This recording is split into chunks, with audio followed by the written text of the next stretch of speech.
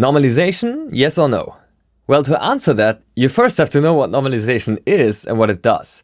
So that's what I'm gonna explain to you in 60 seconds or less. Normalization in audio means nothing but increasing or decreasing the level of your audio clip to the target level that you specify. There's many different kinds of normalization, but the most common one is peak normalization. Peak normalization means take the highest level of my selected audio clip and bring that to the value that I've entered. There's really no difference compared to you adjusting the gain handle on your event with the mouse, but this is automatic and precise.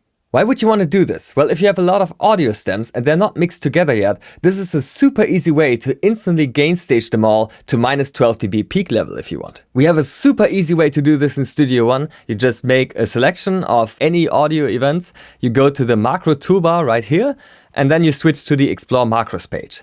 Now you just click Normalize minus 12 dB, and the peak level of all of your clips is going to be brought to minus 12 dB.